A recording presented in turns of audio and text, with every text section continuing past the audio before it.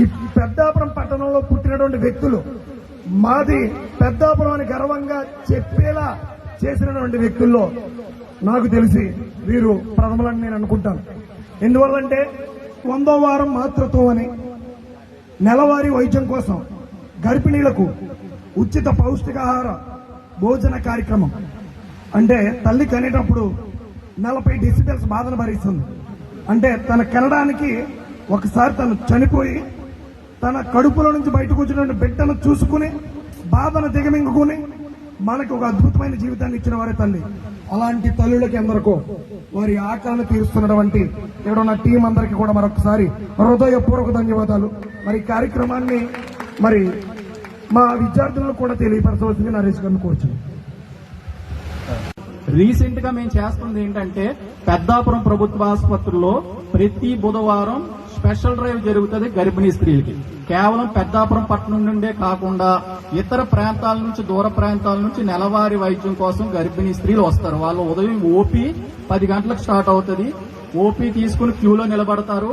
11:30, 12 blood టెస్ట్లు 1 గంట 2. అప్పటి వరకు ఆ బిడ్డ లోపల ఉన్న తల్లి వాళ్ళ లోపల ఉన్న బిడ్డ ఇద్దరు ఆకలితోనే ఉంటారు.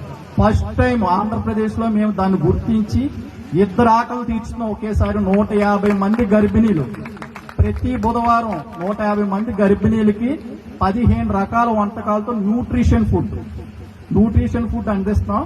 అది 100వ వారానికి చేరుకుంది. మార్చి 11ని 100వ వారం. మీరందరూ ఖచ్చితంగా రోజు రావాలి. మార్చి 11th Peddapuram government hospital SKKM.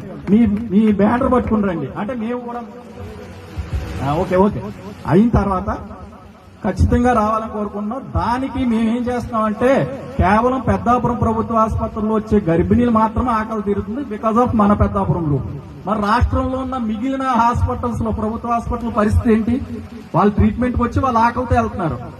అది ఇదే కార్యక్రమాన్ని రాష్ట్ర ప్రభుత్వం ఇనిషియేట్ చేసి మాతృత్వం కార్యక్రమం అన్ని ప్రభుత్వ హాస్పిటల్లోని నెరవేర్చాలనేది ప్రధానమైన లక్ష్యంతో పనిచేస్తున్నాం.